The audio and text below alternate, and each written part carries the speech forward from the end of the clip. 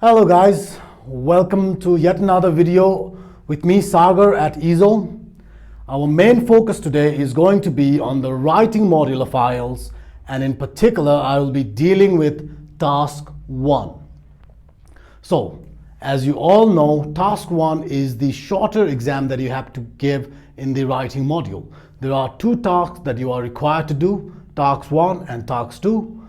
Task 1 is a shorter version where you have to write at least 150 words, and a recommended amount of time to be spending here would be 20 minutes. Many students have problems with Task 1 because they simply cannot manage enough time. They spend about 30 to 35 minutes on this. That does not leave them with enough time for Task 2, and hence they end up spoiling the exam. Now, I will do yet another video which you can catch later today about how to manage your time for Task 1 and how you can solve different types of diagrams within 15 minutes. But today's focus, or this video's focus, is going to be on the marking criteria that British Council uses to evaluate what you have written.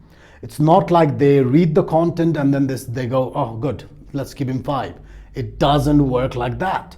You have to make sure you understand how they evaluate what you have written. So let's begin. The first thing that they look for is called as task achievement. They also refer to this as TA. So within task achievement, there are a few things that you should be very careful about. So let's see, what are they? First one, length.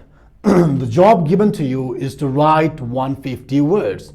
So if you write under length, let's say if you write 140 words, you did not do the job that was assigned. So you will definitely lose a lot of marks.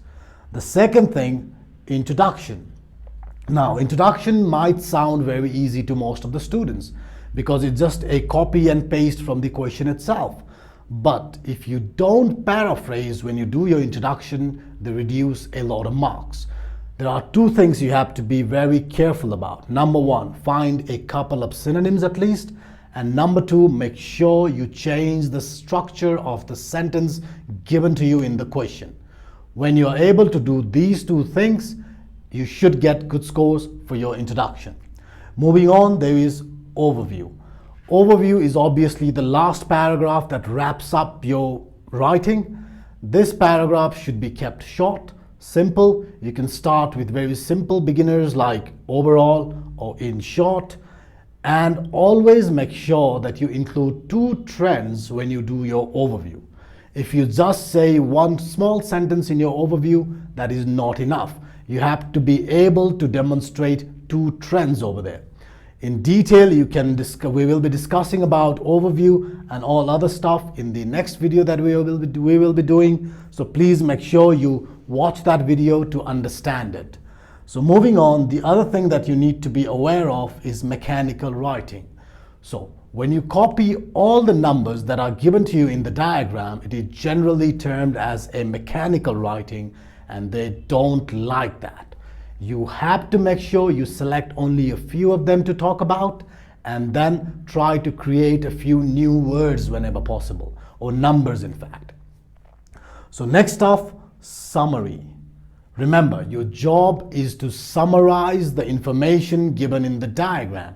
If you write about all of them, you will not be doing a summary. Instead, you'll be doing a full report, and that is not what was asked. So you'll tend to lose marks if you include everything that has been given to you in the diagram. So something else related to that is the selection of main features. So you have to be able to select the main features. What are the highest points? What are the lowest points? Are there stuff that have not changed? Stable. So these kind of things have to be selected at first and then talked about later on. Next off, compare.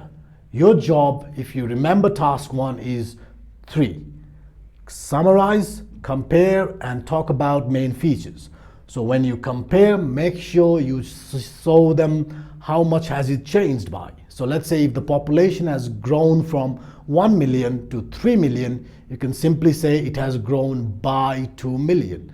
By doing this, you will be taking the ending point and the starting point as your references, and then calculating the gap in between them, and then creating a comparative language. While doing that, you also will achieve a non-mechanical writing. So which means you are not using the numbers 1 and 3 given in the question. You are just using one of them, and then the second number that you will be using will be 2, which actually was not given in the question. So those are the stuff that are being checked under task achievement. So let's move on to the second criteria that they have. It is called coherence and cohesion. Now, in this particular criteria, they look for a couple of very important things. Your paragraphing has to be logical. It means there has to be a good structure to your writing. I would recommend doing 4 paragraphs. Introduction, 2 paragraphs in your body section, and then a quick overview to wrap things up. So that would be logical paragraphing. And when you put contents inside paragraphs, make sure you put them together. So let's say if you're going to talk about one particular country, make sure you finish talking about that within that paragraph.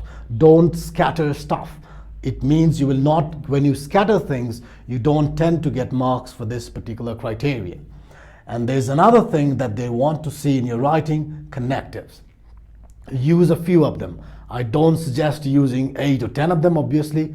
Use about 2, 3, or even 4 at max.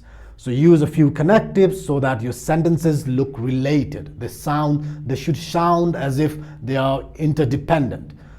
Okay, so that was coherence and cohesion. Moving on, the other criteria is lexical resources.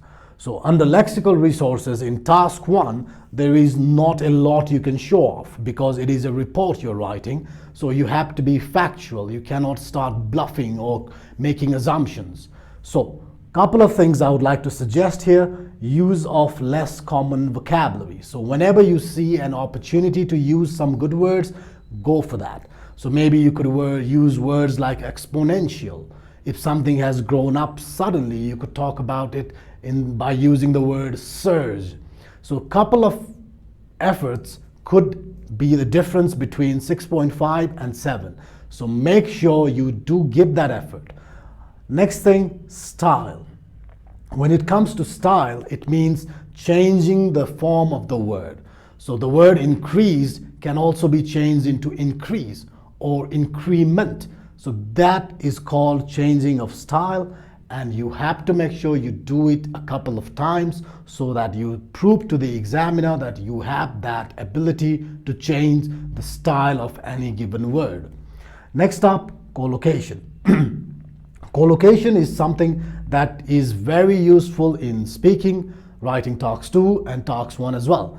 So whenever you talk about increasing stuff, instead of just saying the population has increased by 3 million, it's a much better option to say the population has increased significantly by 3 million. So when you put 2 words together, increased and significantly, that is collocation.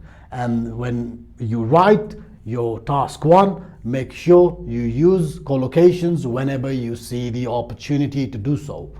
Okay, moving on to the last criteria that they have, it's called grammatical range and accuracy. Remember, there are 2 parts to this, range and then accuracy. So accuracy is quite obvious. Your sentences have to be grammatically correct, but range is something where we don't pay a lot of attention. And I want you to take a very good care of range. Your sentences should not sound similar. You have to make sure that you have diversity in your language. To achieve this, use passive voice at times, use active voice at times, change the order of the information that you have in the sentence. By doing this, you will achieve diversity. And there's another thing that I would like to talk about, joiners. Use a couple of joining words like maybe even though, although, in spite of, despite, whereas, while. Use these words to elongate your sentences and make them compact. Instead of having 3 or 4 easy and small sentences, have a good one strong sentence that would definitely give you a lot better marks. So accuracy, as I mentioned before, is very important. You have to make sure you take good care of it. Most of the students have problem with subject-verb agreement, and make sure you double check it once you finish your writing. The last thing that I would like to talk about is tense. Now, whenever you see a diagram given to you and it has past dates, I suggest using past tense very strictly. Doing this will reduce the number of mistakes you make, and on top of that, it will get the job done. You don't need to experiment too much with your tense. But on the other hand, if you get something in the future, instead of using words like will, you should always go for better options like expected, projected, and stuff like that. Okay, I hope you guys found this video useful. These are the marking criteria that British Council has in order to evaluate your writing. Please make sure you catch other videos about writing module that we will be doing very soon to improve your IELTS scores, and hope you guys have enjoyed this video. Thank you very much.